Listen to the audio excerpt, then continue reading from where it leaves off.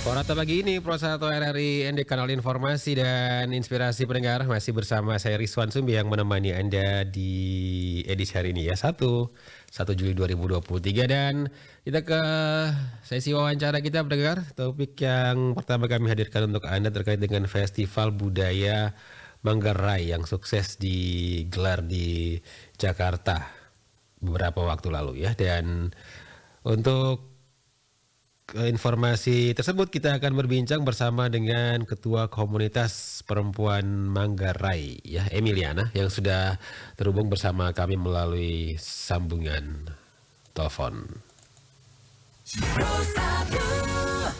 Halo, selamat pagi Kak Emi. Ya, selamat pagi Mas.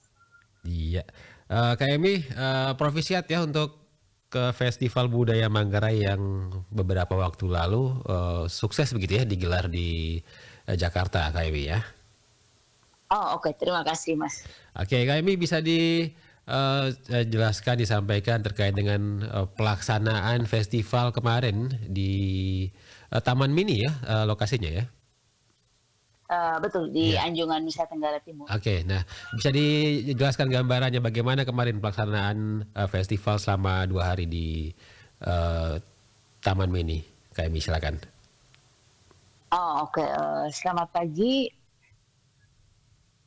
Pelaksanaannya itu sendiri cukup sukses selama 2 hari. Itu dilihat dari antusiasme para penonton. Cukup membludak walaupun dengan manajemen Taman Mini yang baru saat ini itu aksesnya itu tidak semudah yang sebelumnya. Ya, di hari pertama itu sendiri kita ada beberapa kegiatan. Yang pertama itu kita ada talk show mengenai budaya, dan kemudian ada talk show mengenai pendidikan yang berkelanjutan, dan kemudian ada fashion show dengan tema pesona tenunan Manggarai, dan kemudian malamnya itu dilanjutkan dengan misa inkulturasi dalam bahasa Manggarai, dan ada pentas seni dan tari Manggarai juga. Oke, baik. Ada Dan berapa kemudian, warga Manggarai yang di Jakarta yang hadir kemarin, kira-kira, Kak Emi?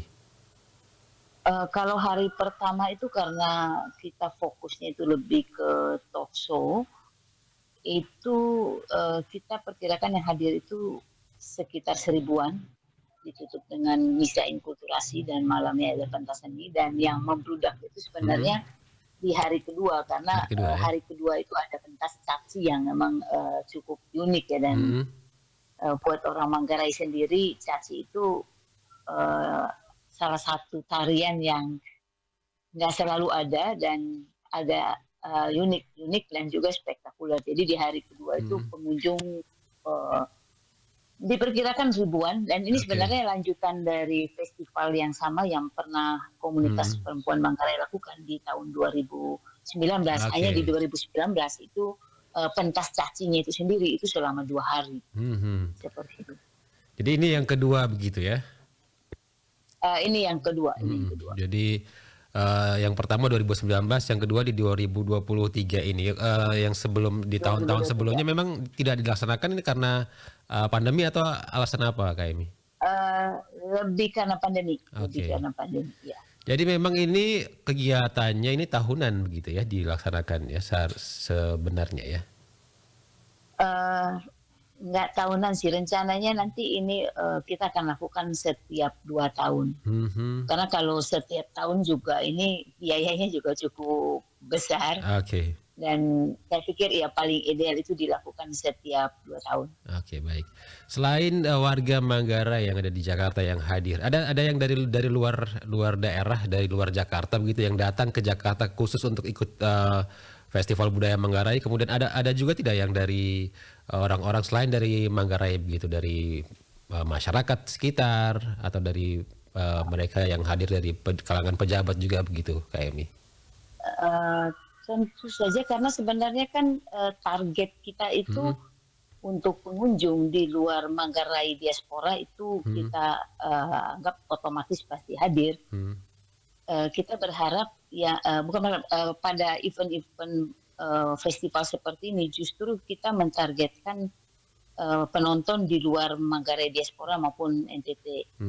Karena ini kan kita event promosi dan pada saat kita beraudiensi dengan Kementerian Pariwisata dan Ekonomi Kreatif, justru yang kita narasikan itu adalah kita mau orang itu mengenal Manggarai saat ini itu tidak sekedar Labuan Bajo dengan title-nya sebagai destinasi super premium, tapi orang itu ke sana hanya saat ini kan lebih impress karena keindahan Pulau Padar, kemudian Tinggi atau Komodo atau Warbo yang luput atau belum dikemas secara maksimal itu adalah kekayaan budaya itu sendiri. Nah, kemudian kami narasikan bahwa kekayaan budaya Manggarai ini kita coba pentaskan di Jakarta untuk menunjukkan bahwa Manggarai itu tidak sekedar keindahan alamnya, tapi kekayaan budayanya ini jauh lebih bervariasi yang sebenarnya juga bisa mendatangkan manfaat secara sosial, secara ekonomi untuk baik Manggarai diaspora di Jabodetabek ini maupun di Manggarai itu sendiri. Jadi penontonnya kemarin itu dari seluruh pengunjung Taman Mini, karena di Taman Mini itu ada 34 anjungan provinsi saat ini, dan juga dari beberapa kementerian termasuk Pemprov DKI sendiri, juga dari warga Manggarai yang datang dari Manggarai juga ada, karena kami juga mengemas event ini dengan bazar makanan maupun makanan atau hasil pertanian khas Manggarai dan juga tenunan Manggarai. Jadi justru penontonnya kemarin itu lebih bervariatif dan itu kelihatan juga dari para yang memperagakan fashion show itu juga kami sengaja mengambil orang-orang di luar Manggarai. Kami kemarin didukung oleh ibu-ibu dari Lions Club Internasional untuk membantu endorse tenunan Manggarai ini itu seperti itu. Ada produk UMKM juga yang ditawarkan pada saat kegiatan. Iya. Tentu saja ini dikemas dengan bazar UMKM yang dimiliki oleh diaspora Manggarai maupun NTT, dan untuk bazar UMKM ini kami didukung penuh oleh Pemprov DKI dari sisi sarana prasarana. Ya, karena kami juga menarasikan dengan Pemprov DKI bahwa kami diaspora Manggarai maupun NTT ke depannya hadir di Pemprov DKI ini, kami nggak mau jadi beban, tapi sebisa mungkin kami juga mau memberi kontribusi, at least untuk paling tidak untuk kehidupan warga diaspora Manggarai maupun NTT sendiri. Baik. Seperti itu. Kabarnya juga kemarin Pak Muldoko ya, Kepala Kantor Staf Presiden juga hadir ya di festival. Iya, benar. Beliau hadir dan beliau senang sekali karena melihat tarian caci itu. Menurut beliau itu ada DNA prajuritnya. Iya ya. Seperti itu. Ya. Karena kesatria sekali begitu tariannya kami ya. Iya benar. Baik. Ini setelah selesai berlangsung 2 hari kemarin ini KMI, ini sudah sesuai dengan harapan dari panitia penyelenggara atau belum ini KMI? Kalau bicara harapan itu kan sebenarnya kita lebih ke melihat ke goals, objektif tujuan kami melakukan ini. Dan yang seperti ini kan sifatnya nggak hanya dalam satu event ini, karena yang lebih penting itu adalah bagaimana goals ini itu tetap dipertahankan dan dilanjutkan. Tapi kalau kita bicara goals dalam jangka pendek itu tentu saja kegiatan kemarin itu udah sangat bagus. Dari salah satunya misalnya dari sisi pengunjung, profil pengunjungnya itu sendiri itu tidak hanya Manggarai diaspora maupun NTT, tapi di luar Manggarai dan NTT itu jauh lebih banyak. Nah, kemudian dari sisi penjualan UMKM itu juga luar biasa dan belum penutupan itu udah pada habis. Kemudian yang paling penting itu adalah keterlibatan warga Manggarai diaspora maupun NTT untuk mendukung kegiatan ini luar biasa.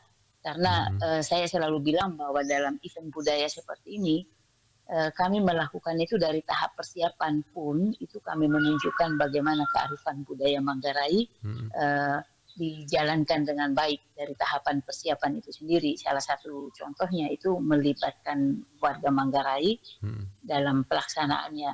Dan itu tuh jauh lebih penting ya, bagaimana kearifan budaya Manggarai itu dalam tatanan persiapan sampai pada pentasnya itu sendiri itu bisa kita jaga dengan baik. Baik. Seperti itu. Kami selain dapat dukungan dari Pemprov DKI juga dapat dukungan dari siapa saja kemarin acaranya Kami? Dukungan paling sponsorship utama tentu saja dari Kementerian Pariwisata dan Ekonomi Kreatif. Kami berterima kasih untuk Mas Menteri dan jajarannya. Bahkan beliau sendiri mau membantu kami untuk promosi kegiatan ini. Kemudian juga dari Pemprov DKI itu kami mendapat bantuan tadi khususnya untuk pelaksanaan Basar UMKM. Kemudian dari beberapa perusahaan swasta, kebetulan juga di event ini itu kami mengemas packaging ramah lingkungan. Ya, jadi kami didukung oleh salah satu penyedia packaging bungkusan makanan yang ramah lingkungan dari Sinarmas Group. Itu namanya Foodpack. Jadi semua packaging yang dipakai oleh UMKM kemarin itu adalah packaging ramah lingkungan. Artinya begitu masuk ke tanah, ya dia bisa menjadi pupuk. Juga didukung oleh beberapa perusahaan swasta terkait yang ada di Jakarta. Baik. Terakhir dan tentu saja untuk pendanaan dari Manggarai, dari diaspora Manggarai dan juga NTT. Baik. Ya. Ini terakhir setelah 2 kali dilaksanakan, apa nih yang menjadi harapan dari diaspora Manggarai di Jakarta sana untuk Festival Budaya Manggarai berikutnya? Ada catatan-catatan tidak nih? Kami silakan. Ya seperti tadi saya bilang sih, ini kan sebenarnya goalsnya itu kan goals jangka panjang kan, dan ini kita berharap tetap dilakukan supaya budaya itu sendiri, salah satu cara kita melestarikannya dengan kegiatan festival seperti ini. Jadi kita berharap ini tetap dilanjutkan, tentu saja dengan beberapa catatan, karena kami maunya itu pentas ini tidak sekedar seremonial atau promosi biasa, tapi yang paling penting itu adalah bagaimana kearifan atau nilai-nilai luhur yang ada di dalam setiap pentas budaya ini bisa dipahami oleh pelaku maupun penonton. Itu salah satu kenapa kami kemarin adakan talk show dengan menghadirkan Romo Ino Sutam, supaya caci itu nggak melihat hanya pentas saling pukul, tapi sebenarnya filosofi atau kearifan di dalam tarian caci itu sendiri itu jauh lebih penting dinarasikan dan harus dipahami. Jadi kami berharap ini tetap dilakukan di tahun-tahun mendatang dengan mengacu pada apa sih isu-isu yang menjadi itu catatan bagi kita semua. Seperti di 2019 itu kami bicara kearifan budaya Manggarai di era globalisasi. Tapi kalau tahun ini kami lebih bicara soal Ca Manggarai, Canai, Tanah Kuniagu Kalo. Jadi bagaimana kami menarasikan bahwa Manggarai di Jabodetabek ini udah ribuan membentuk kelompok-kelompok, tapi itu nggak berarti kami pecah. Tapi sebenarnya kami bersinergi dalam satu dengan budaya itu sebagai perekatnya. Itu Manggarai Raya ya, Manggarai Timur, Manggarai dan Manggarai Barat. Manggarai dan Manggarai Barat. Ya. Dari pemerintah daerah sendiri bagaimana? Ada komunikasi kemarin ya KMI ya? Sebenarnya sejak 2019 itu kita udah bangun komunikasi, cuman belum ada, tapi kami tetap berharap dan tetap optimis bahwa kegiatan seperti ini ke depannya itu mendapat dukungan dari Pemda, termasuk Pemprov Nusa Tenggara Timur juga. Baik. Semoga kedepannya ini lebih disupport ya Kak Emi. Kak Emi terima kasih waktunya pagi ini untuk RRI ND. Selamat kembali melanjutkan aktivitasnya di pagi ini. Sukses terus. Terima kasih. Terima kasih. Selamat pagi. Selamat pagi. Pendengar, demikian kita baru saja bersama dengan Ketua Komunitas Perempuan Manggarai ya, diaspora Jakarta yang kemarin terlibat dalam pelaksanaan Festival Budaya Manggarai ya, yang digelar di Taman Mini Indonesia Indah Jakarta. Kita masih ada satu sesi wawancara lagi terkait dengan kenaikan harga tiket kapal Pelni ya per 1 Juli yang dikabarkan sudah naik. Begitu nanti kita akan informasi lengkapnya kita akan perbincangkan bersama dengan Kepala PT Pelni Cabang Ende Sujito. Anda juga kami undang, silakan Anda bisa ikut memberikan tanggapan Anda, komentar Anda terkait dengan topik-topik wawancara yang kami hadirkan pagi ini. Silakan Anda bisa telepon, bisa WhatsApp kami ke nomor yang tadi sudah saya informasikan. Anda juga bisa menyampaikan juga harapan Anda, tanggapan Anda karena hari ini hari ulang tahun dari Kepolisian Republik Indonesia. Apa tanggapan Anda, apa harapan Anda untuk Kepolisian Republik Indonesia ke depannya ya. Saya ajak Anda, silakan Anda bisa bergabung juga bersama kami di Florata pagi ini. Anda masih bersama Florata pagi ini, Pro 1 RRI ND, kanal informasi dan inspirasi.